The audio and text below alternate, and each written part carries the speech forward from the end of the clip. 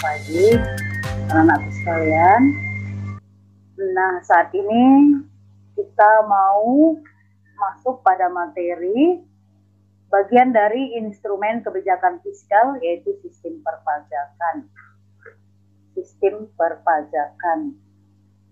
Apa itu pajak? Pajak atau tax adalah iuran wajib dari rakyat kepada negara tanpa balas jasa secara langsung dari negara berdasarkan undang-undang untuk membiayai pengeluaran-pengeluaran umum, tetapi disalurkan melalui pembangunan seperti jalan, jembatan, jalan tol, dan lain-lain. Jadi maksudnya begini, yang namanya pajak itu anakku, itu wajib. Kalau wajib berarti dapat dipaksakan. Kepada siapa? Kepada setiap warga negara Indonesia. Adakah peraturannya? Ada.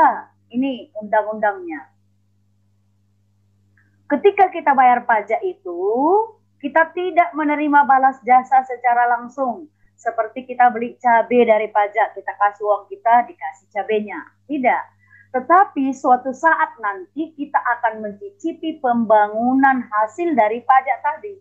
Misalnya pembangunan jalan tol, jembatan, jalan, rumah sakit, kantor pos, atau jasa-jasa lainnya. Itulah yang disebut dengan pajak. Pajak berbeda dengan retribusi. Kenapa? Retribusi itu adalah pungutan yang dikenakan atas pemakaian suatu jasa atau fasilitas yang diberikan oleh pemerintah secara langsung dan nyata.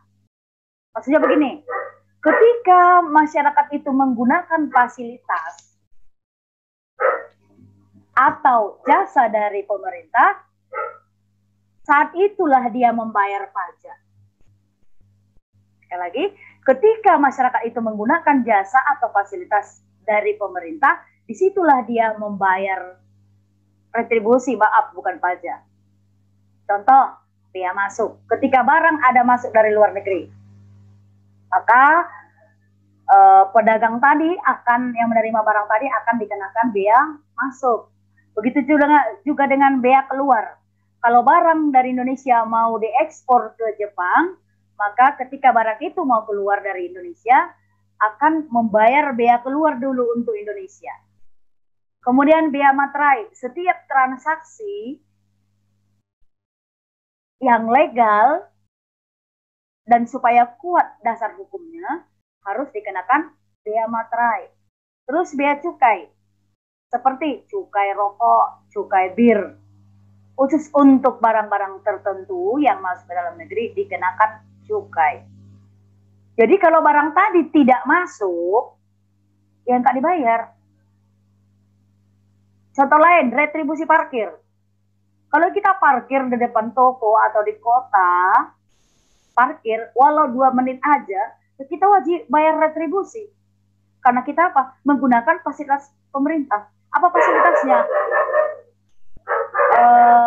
Tempat itu kita pakai untuk memarkirkan sepeda motor kita atau mobil kita. Begitu kita menggunakan fasilitas tadi, disitulah kita membayar retribusi. Udah paham? Iya. Siapakah yang akan membayar pajak itu?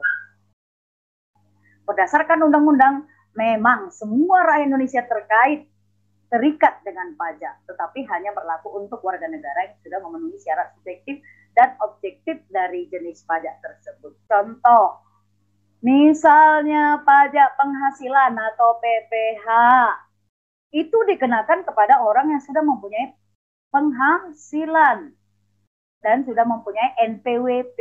Berarti orang yang sudah bekerja dan sudah memiliki NPWP. Jadi kalau dia anak kuliah tentu ya nggak dikenakan dong PPh. Oke, jenis-jenis pajak ada beberapa berdasarkan sistem pemungutan. Pajak terdiri dari 2, 1 pajak langsung atau direct tax, yaitu pajak yang harus ditanggung sendiri atau dibayarkan sendiri oleh wajib pajak dan tidak dapat dialihkan kepada pihak lain. Artinya, jika kita yang menggunakan atau terkait dengan pajak tadi, ya sudah kita sendiri yang membayar pajak. Contoh, PPh. Kita yang menerima penghasilan, ya kita yang langsung potong pajak. Seperti Mami misalnya, bekerja di SMA KCK, gajinya dari yayasan. Langsung yayasan yang memotong PPh-nya. Yang berikut, PBB, Pajak Bumi dan Bangunan, bukan Perserikatan Bangsa-Bangsa atau peraturan baris berbaris ya, tapi pajak bumi dan bangunan. Contoh, kita memiliki tanah dan di atas tanah tadi ada bangunan, maka kita sebagai pemilik tanah dan bangunan tadi, kita wajib bayar pajak. Nah itu anakku. Kemudian yang kedua, pajak tidak langsung atau indirect tax, yaitu yang pembayarannya dapat dialihkan kepada pihak lain. Kalau tadi direct tax, berarti kita langsung membayar pajaknya. Kalau ini indirect, berarti bisa dibebankan kepada orang lain. Pajak ini ditagih berdasarkan peristiwa atau aktivitas tertentu. Jadi tidak dibayarkan secara berkala. Artinya ketika kita melakukan transaksi, baru kita membayar pajak. Contoh, pajak penjualan atas barang mewah. Misalnya saya menjual Fortuner, itu barang mewah, maka saya akan dikenakan pajak. Pajak pertambahan nilai atau PPN. Misalnya, biji coklat sudah diubah menjadi tepung coklat, kan bertambah nilainya dari biji coklat menjadi tepung coklat. Maka perubahan harga biji coklat ke tepung coklat itu akan dikenakan pajak pertambahan nilai. Kemudian bea materai, cukai, tadi sudah menjelaskan. Jadi jika kita menjual barang mewah tadi, maka kita bisa mengalihkan penjualan atas barang mewah tadi kepada pembeli. Yang simpel saja anakku. Kalau kita beli kulkas dari toko, sebenarnya kulkas itu bisa dibeli dengan harga 1.200.000. Tetapi karena penjual tidak mau membayar pajaknya, maka dibebankanlah kepada si pembeli. Akhirnya kulkas tadi tidak lagi kita beli 1.200.000. Ditambahlah pajaknya. Misalnya kalau pajaknya misalnya 225, berarti 1.425. Pajak yang harusnya ditanggung oleh penjual itu dialihkannya kepada si pembeli. Begitu. Kalau begitu, supaya kita nggak kena sebagai pembeli, nggak usah dong belanja ketika harga barang itu naik. Karena bisa saja harga barang itu naik karena pajaknya dari luar negeri misalnya naik. Oke, itulah berdasarkan cara pemungutannya. Berdasarkan instansi pemungut, yang pertama pajak negara atau pajak pusat, yaitu yang dipungut oleh pemerintah pusat. Namanya pajak negara atau pajak pusat. Berarti yang memungut adalah pemerintah pusat. Melalui siapa?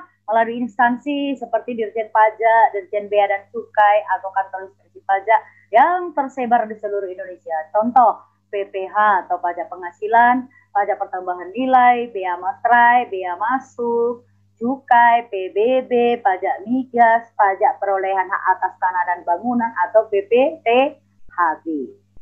Berarti intinya pajak negara itu atau pajak pusat adalah yang dipungut oleh pemerintah pusat dan uangnya masuk ke kas negara. Yang kedua, pajak daerah atau lokal. Berarti yang dipungut oleh pemerintah daerah. Pajak ini terbatas hanya untuk daerah itu sendiri dan dilakukan oleh Pemda tingkat 2 maupun Pemda tingkat 1.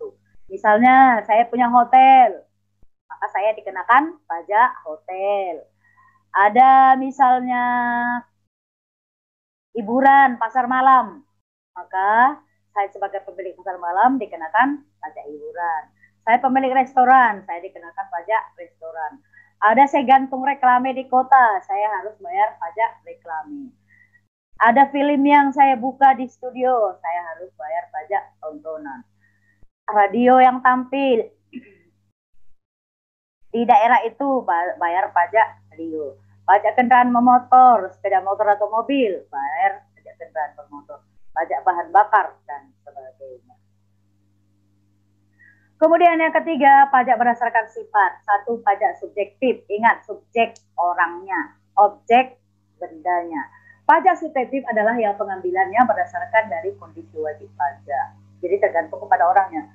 Jadi besar kecilnya jumlah pajak yang akan tertanggung dengan kemampuan sesuai dengan kemampuan wajib pajak. Contoh pajak penghasilan. Jadi kalau penghasilannya besar, otomatis pajaknya besar.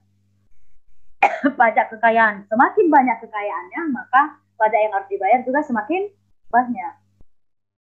Yang kedua, pajak objektif. Pajak yang pengambilannya berdasarkan dari kondisi objeknya atau barangnya, tanpa memperhatikan kondisi si wajib pajak. Mau kaya, mau miskin, nggak persoalan. Yang penting yang dilihat adalah bendanya. Jadi pajak ini lebih terkait pada objek dan dikalkulasikanlah berdasarkan objek tersebut. Contoh pajak impor, ya tergantung pada barangnya. Pajak kendaraan bermotor tergantung kepada jenis kendaraannya, tahunnya. Bea materai tergantung pada transaksinya, bea masuk, dan pajak pertambahan nilai. Jadi subjektif, ingat, tergantung orangnya. Pajak objektif berarti tergantung barangnya. Oke. Kita masuk pada fungsi pajak. Yang pertama fungsi anggaran atau budgeter. Fungsi anggaran atau budgeter artinya pajak berfungsi untuk membayar pengeluaran negara. Budget, anggaran. Artinya sudah ada anggaran negara untuk kesehatan, untuk pendidikan, untuk bencana, pembangunan infrastruktur negara. Nah, jika dana tadi dikeluarkan untuk membayar yang sudah ada pos-pos yang tadi saya sebutkan, berarti pajak itu disebutnya berfungsi sebagai fungsi anggaran. Demi perkembangan negara, maka pengeluaran besar seperti pembangunan nasional, ya jelas, dan biaya lainnya tidak dapat dihindari. Oleh sebab itu, negara harus memastikan keseimbangannya antara pengeluaran tersebut dengan pendapatan negara melalui uang pajak. Makanya selalu wajib pajak atau kita sebagai warga negara Indonesia selalu didorong untuk membayar pajak tepat waktu. Karena pajak itulah yang dianggap untuk mengisi kas negara yang akan kita keluarkan untuk melakukan kegiatan pembangunan. Yang kedua, fungsi mengatur atau regulasi. Berfungsi untuk mengatur pertumbuhan ekonomi dari negara kita. Dengan kebijakan pemerintah, pajak secara tidak langsung akan membantu ekonomi negara dan masyarakatnya. Contoh, untuk melindungi produksi dalam negeri, pemerintah meningkatkan harga bea masuk. Untuk melindungi industri atau produksi dalam negeri, pemerintah meningkatkan harga bea masuk dari luar negeri. Contoh, mobil. Untuk melindungi industri mobil di dalam negeri, maka untuk mobil yang masuk dari luar negeri dikenakanlah pajak yang tinggi. Supaya apa? Supaya mobil di Indonesia lebih laku duluan. Kan kalau mobil dari luar negeri dikenakan pajak yang tinggi, otomatis sampai dalam negeri mobil tadi harganya lebih mahal. Dan karena produksi mobil di dalam negeri tidak memerlukan transport dari luar, atau tidak dikenakan bea masuk, akan lebih murah harganya dibanding mobil dari luar negeri. Artinya, masyarakat tidak perlu khawatir akan kompetisi harga yang ketat dengan produksi luar negeri. Contoh lainnya, dengan keringanan pajak, pemerintah dapat menarik investasi modal baik dalam negeri maupun luar negeri agar perekonomian Indonesia semakin produktif. Saat ini misalnya, masa pandemi ini, kita butuh dana yang sangat besar. Maka kita akan memerlukan investasi dari luar negeri, meminjam dari luar negeri untuk menutupi kebutuhan Indonesia supaya perekonomian kita tidak semakin terpuruk. Jadi yakinlah pada masa pandemi ini utang luar negeri semakin besar. Fungsi stabilisasi. Fungsi stabilisasi. Dalam hal ini, fungsi stabilisasi berfungsi untuk mengendalikan inflasi. Namanya stabil. Stabil, netral. Berarti supaya inflasi tidak terlalu parah. Masih ingat apa pengertian inflasi? Inflasi adalah kenaikan harga-harga secara umum secara terus-menerus. Supaya inflasi itu jangan terlalu tinggi, maka pemerintah harus mengambil kebijakan dengan fungsi stabilisasi. Pemerintah dapat mengatur jumlah uang yang beredar dengan pemungutan pajak atau penggunaan pajak yang efektif dan efisien.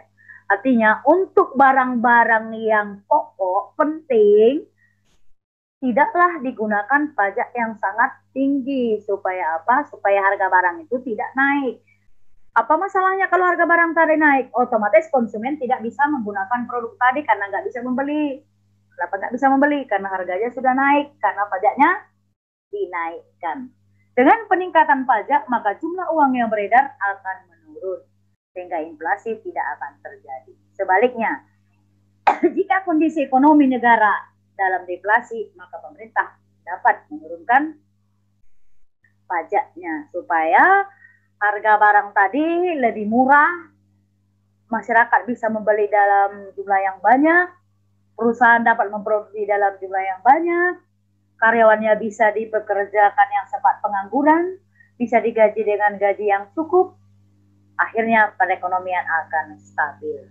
Itu dia namanya fungsi stabilisasi. Yang keempat anakku, fungsi redistribusi pendapatan apa atau pemerataan. Kembali, distribusi, salurkan, berarti salurkan kembali. Artinya yang sudah sempat terpuruk, misalnya terjadi penurunan gaji karena produksi tidak laku, akhirnya produksi dikurangi, maka lewat pajak, pendapatan yang berkurang tadi bisa didistribusikan kembali. Jadi pajak berfungsi sebagai pemerataan dari pendapatan masyarakat dengan tujuan kebahagiaan atau kesejahteraan masyarakat. Pajak digunakan untuk membiayai kepentingan umum dan pembangunan sehingga menciptakan lapangan kerja yang baru dan ujung-ujungnya nanti akan membantu pendapatan masyarakat. Itu dia. Jadi kalau pendapatan tadi didistribusikan kembali, berarti perusahaan bisa meningkatkan kesempatan kerja, mereka yang menganggur bisa bekerja, akhirnya bisa memperoleh pendapatan. Mereka bisa memperoleh pendapatan, akan bisa mengkonsumsi barang, membeli barang. Jika barang banyak yang laku, maka perusahaan juga akan semakin maju. Dari semua fungsi tersebut, kita sebagai masyarakat akan menikmati berbagai manfaatnya. Seperti kita bisa diberi subsidi pangan, subsidi bahan bakar, transportasi umum seperti busway, damri, fasilitas umum seperti jalan, jembatan, sekolah, rumah sakit, lapangan kerja baru dari investasi tadi, bantuan bagi pengangguran, penyediaan listrik, air, dan penanganan sampah, serta manfaat lainnya. Yang saat ini paling dirasakan, listrik gratis, masyarakat dapat BLT, sekolah dapat paket gratis, dan lain-lain sebagainya. Oke, jadi ada 4 fungsi pajak. Sekarang kita lanjut anakku, manfaat pajak. Manfaat, kegunaan, untuk apa pajak itu? Dana yang terkumpul dari pajak itu merupakan adalah salah satu sumber pendapatan vital bagi negara. Jadi makin rajin kita membayar pajak, pendapatan negara makin besar. Pendapatan ini akan digunakan untuk membiayai seluruh pengeluaran termasuk pembangunan negara. Selain itu juga untuk pembiayaan penegakan hukum, keamanan negara, infrastruktur ekonomi, pekerjaan publik, subsidi biaya operasional negara, dan lain-lain. Jadi begitu banyak manfaat dari pajak tadi yang bisa ditopang dengan pajak tadi. Pembangunan negara, pembiayaan penegakan hukum, keamanan negara, infrastruktur ekonomi, pekerjaan publik, subsidi, biaya operasional lainnya. Itulah manfaat pajak. Nah, sekarang ciri-ciri pajak. Yang pertama, pajak itu adalah iuran wajib. Ingat, anakku, wajib berarti dipaksakan, dapat dipaksakan. Terus kalau nggak mau bayar, denda. Nggak mau bayar denda, kurungan penjara. Iuran wajib yang dibayar oleh wajib pajak kepada negara. Jadi yang pertama. Yang kedua, pembayarannya didasarkan pada norma-norma hukum. Ada aturannya, ada aturan undang-undangnya. Yang ketiga, sumber pembiayaan pengeluaran kolektif. Pengeluaran kolektif berarti pengeluaran secara bersama. D. Sarana untuk meningkatkan kesejahteraan umum. Dengan pajak kita bisa menikmati jalan yang bagus. E. Balas jasa yang tidak diberikan secara langsung. Jadi tidak seperti beli cabai tadi. Kita kasih uang kita, dikasih cabainya sama kita. Tidak ya. Kita bayar pajak kita sampai bertahun-tahun. Pelan-pelan kita akan mencicipi masuk listrik, masuk air, diperbaiki jalan raya, ada jalan tol. Lihat sekarang jalan tol ada di mana-mana. Sehingga yang selama ini Medan Tebing bisa 2,5 jam, bahkan 3 jam. Nah sekarang Medan Tebing cukup 1 jam. Itulah hasil dari pajak yang selama ini kita bayar. Nah apa perbedaan pajak dengan pungutan resmi lainnya? Ini dia. Pajak, pungutan resmi lainnya seperti retribusi. Dari segi hukum, pajak itu diatur undang-undang. Kalau retribusi diatur tersendiri. Oleh siapa? Pemda setempat. Contoh retribusi parkir. Balas jasanya. Kalau pajak tidak bisa ditunjukkan langsung balas jasanya. Kita bayar pajak kita tidak ada dikasih langsung.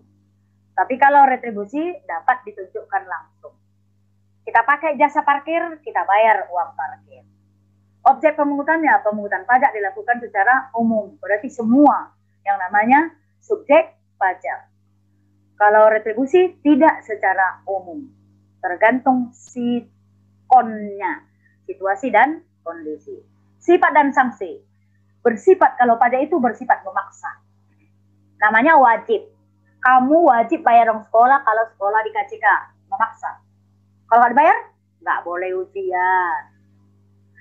Dan terdapat sanksi bagi yang tidak membayar. Yang tadi sanksinya.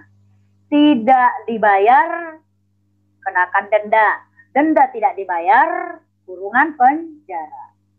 Uang sekolah nggak dibayar, tidak boleh ikut ujian. Sedangkan retribusi tidak memaksa. Artinya, kalau saya parkir di depan toko ACC, kebetulan saya nggak punya uang, mau pecahan lah gitu. Pre dulu ya, Bang, saya bilang. Oh iya Bu, nggak apa-apa. Artinya tidak ada paksaan. Lembaga pemungut, kalau pajak itu dipungut oleh pemerintah pusat dan pemerintah daerah. Kalau retribusi, pemerintah daerah. Jadi tergantung daerahnya. Ingat ya nih aku ya, hati-hati. Ini nanti akan masuk dalam ujian. Perbedaan pajak dengan retribusi. Ingat. Ajas pemungutan pajak ini dikemukakan oleh Adam Smith. Ada ajas equality, itu pentingnya keseimbangan kemampuan masing-masing subjek pajak. Equality, keseimbangan. Artinya orang kaya pungutlah pajaknya besar, orang miskin bahkan tidak punya penghasilan janganlah diikuti pajaknya. Bila penting diputihkan atau justru dibantu. Ajas certainty, yaitu pentingnya kepastian pemungutan pajak. Misalnya kepastian hukum. Ini nggak ada ini ya. Nggak ada nih, di ajas pemungutan hukum. Nggak ada. Pemungutan pajak. Ini judul dari sini. Kepastian hukum. Artinya, kalau seseorang dipungut pajak, tunjukkan ini dasar hukumnya. Ngerti kan? Ini pajakmu, sekian harus kau bayar. Ini undang-undangnya. Jadi dia mengerti, oh, seperti kalau bayar listrik dulu. Bayar PBB. Ini PBB-mu, silakan bayar ke kantor pajak. Saya baca. Oh, biaya tanah sekian, biaya bangunan sekian. Oke. Jadi jelas. Ajas convenience of payment. Yaitu pentingnya waktu yang tepat memenuhi kewajiban pajak. Ketepatan waktu membayar, payment membayar, ketepatan membayar. Bayarlah pajak Anda sebelum 31 Maret. Selalu dibuat spanduk-spanduk, bayarlah pajak Anda sebelum 31 Maret. Kalau di STNK sepeda motor, pajak berlaku sampai dengan tanggal sekian. Berarti sebelum tanggal itu kau sudah harus membayar ulang kembali. Yang berikut ajas economics, yaitu pentingnya prinsip ekonomi dalam pemungutan pajak. Apa itu prinsip ekonomi? Penerimaan harus selalu lebih besar dari pengeluaran. Jadi contoh, kalau pajak yang mau saya pungut 10.000, tetapi biaya untuk memungutnya ke tempat itu 12.000. Berarti minus dong 2.000. Nah, kalau demikian harus dipikirkan kembali bagaimana caranya supaya tetap menggunakan prinsip ekonomi.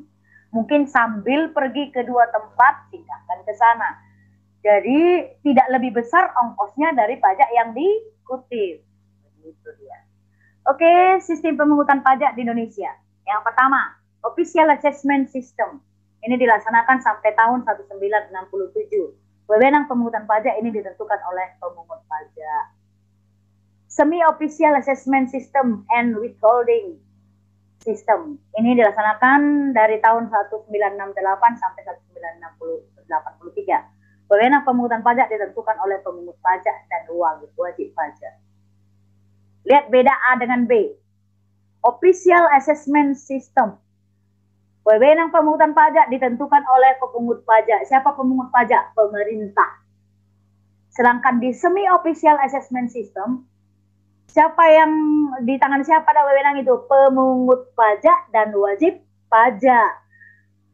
Official berarti ditentukan oleh pemimpin itu aja. Pihak pajak, pihak kantor pajak. Sedangkan semi setengah. Setengah oleh pemimpin pajak, setengah oleh wajib pajak. Berarti ada kerjasama. Mungkin boleh nego, kira-kira begitu dia. Yang berikut, Full Self Assessment System. Ini dilaksanakan dari tahun 1983. Wajib pajak bisa menghitung dan melaporkan sendiri pajaknya. Ini dari sekarang. Saat ini sudah berlaku. Jadi kita sendiri sudah bisa menghitung pajak kita dan silahkan bayarkan. Seperti saya tahu berapa pajak saya setiap bulan, pajak penghasilan saya. Dan langsung saya bayarkan, minta tolong kepada yayasan dibayarkan. Setelah dibayarkan nanti ada tandanya bahwa pajak itu sudah saya bayar. Nanti saya laporkan lagi ke kantor pajak. Ini buktinya bahwa saya sudah membayar pajak. Saya bawa lagi nanti bukti tadi, kemudian diadministrasikan lagi. Bahwa saya sudah membayar pajak. Ingat, official hanya pemungut pajak. Semi, pemungut pajak kerjasama dengan wajib pajak. Full self sendiri. Berarti si wajib pajak itu sendiri yang menghitung, laporkan. Kira-kira mana yang paling bagus sih? Nomor C ya. Kalau official, si pemungut pajak itu suka-sukanya, boleh saja suka-sukanya. Kalau semi, yuk kerjasama yuk. Lebih enak, ada nego. Kalau full, ya diserahkan kepada kita. Diserahkan kepada kita bayarnya, tetap ada dong perundang-undangan. Oke, alur administrasi perpajakan di Indonesia. Yang pertama, pendaftaran diri, pembukuan, pencatatan penghitungan pajak keberatan pengurangan, pembatalan restitusi, kompensasi permohonan lainnya, wajib pajak, pelunasan pajak, pelaporan pajak, pelayanan pembinaan, kemudian penyuluhan kantor pajak, penetapan pajak, pengawasan, penagihan pemeriksaan, dan pajak penyidikan, pajak banding, gugatan, peninjauan kembali. Ini alur-alurnya nih kalau misalnya kita melewati proses pembayaran pajak itu sampai kepada kalau kita ada keberatan, kemana keberatannya? Artinya misalnya kalau PBB kita terlalu tinggi dibuat, kita boleh keberatan. Nah, di mana inilah buat permohonan tentang keberatan. Oke, objek pajak, objek barangnya, bendanya. Objek pajak itu adalah segala sesuatu yang menurut undang-undang dijadikan dasar atau sasaran pemungutan pajak. Ada berbagai cara pemungutan pajak berdasarkan sel-sel. Pertama, sel-sel nyata, yaitu pemungutan pajak baru dapat dilaksanakan di akhir tahun setelah mengetahui pelaksana penghasilannya sesungguhnya yang diperoleh. Jadi sel-sel nyata, nampak dulu nyata berapa penghasilannya setahun itu, baru bayar pajak. Ngerti kan? Nampak dulu, ketahuan dulu penghasilannya berapa setahun itu, baru dibayar pajak. Yang kedua, sel-sel anggapan. Yaitu pemungutan pajak dapat dilaksanakan di awal tahun saja. Berarti belum diketahui berapa penghasilannya, bayar duluan. Istilahnya bayar dibuka lah ini. Dianggap sekian-sekian. Kamu golongan apa? Golongan sekian. Apa jabatannya? Ini. Oh, kira-kira penghasilannya sekian. Nah, kamu bayarlah sekian. Jadi gimana kalau lebih? Bisa dikembalikan anakku. Jadi kalau pembayarannya lebih, bisa dikembalikan. C. Sel-sel campuran, yaitu penghitungan kembali kelebihan atau kekurangan pajak di akhir tahun yang telah dibayarkan di awal tahun ini lagi. Jadi dianggap kan, jadi boleh kemungkinan lebih, boleh kurang. Sedangkan C, yang kurang atau yang lebih dihitung kembali. Kalau lebih dikembalikan kepada masyarakat, kalau kurang masyarakat membayar kembali kepada pemerintah. Nyata, hitung dulu semua penghasilannya, baru bayar. Anggapan, bayar di muka. Campuran dihitung. Kalau ada yang lebih, dikembalikan. Kalau ada yang kurang, bayar kembali. Ingat ya, nyata. Setahun dijalani, hitung selama setahun, bayar pajak. Anggapan, belum tahu berapa penghasilannya, dibayar di muka, bayar duluan. Campuran, dihitung. Yang lebih, dikembalikan. Yang kurang, dibayar kembali. Oke, itu dia anakku. Catatan dan sekaligus masalah. Dari jumlah penduduk sebesar 240 juta jiwa Indonesia ya, jumlah wajib pajak orang pribadi per April 2012 hanya 22 juta jiwa. Selebihnya kemana? Bayangkan, 240 juta yang bayar pajak hanya 22 juta jiwa. Mengapa? Masih banyak penduduk yang belum paham dengan kewajiban perpajakan. Dia nggak ngerti harus bayar pajak. Contoh, dia beli sepeda motor, tapi nggak pernah bayar pajak. Jadi karena takut ditangkap polisi, ternyata hanya di kampung dibuat. Kegiatan di kampung itulah dipakai. Sehingga kalau terjerat suatu saat, berat hukuman akan dilakukan denda. Oke, cara penghitungan pajak. Nah, ini kita mulai bermatematika ya anakku. Hati-hati. Yang soal-soal seperti ini biasanya akan keluar dalam ulangan harian. Jadi kamu simak penjelasan saya. Karena kalau kamu catat saja tanpa mendengarkan penjelasan saya, nanti kamu nggak mengerti. Maka dengarkan. Menurut Undang-Undang Nomor 12 Tahun 94, nilai jual objek tidak kena pajak atau NJOTKP 8 juta sampai 12 juta untuk setiap wajib pajak. PBB ya. Minimal 8 juta, maksimal 12 juta. Nilai jual objek tidak kena pajak. Jadi ada pengurangan 8 juta sampai 12 juta. Terus tarif PBB-nya. Untuk yang nilai jual objek kena pajak kurang dari 1 miliar, rumusnya ini. 0,5% kali 20% kali NJOKP. Repot kali. 0,5% kali 20% kali 340 juta misalnya. Aduh, repot kali. Nggak usah susah-susah anakku. Gini aja. Kalau sudah dapat hasilnya, berapa nilai jual objek pajaknya, nilai jual objek kena pajaknya kalau sudah dapat, misalnya 345 juta, tinggal coretkan 3 nolnya. 345 juta, coret 3 nolnya menjadi 345 ribu. Jadi nggak usah susah kalau menggalikan 0,5% kali 20% kali 345 juta. Nggak usah. Langsung aja coret 3 nolnya dari belakang. Oke? Kunci. The king of the rumus atau the rumus of the king. Untuk yang NJOKP-nya lebih dari 1 miliar atau sama dengan, ini bedanya. Ini kali 20%, ini kali 40%. Cara ngitungnya kayak mana? Oh, gampang. Coret 3 nolnya, baru hasilnya dikali 2. Misalnya, 345 juta, coret 3 nolnya menjadi 345.000, baru kali 2. Jadi 345.000 dikali 2. Itulah hasilnya. Oke, kita coba rumusnya anakku. Contoh. Lihat ya, perhatikan.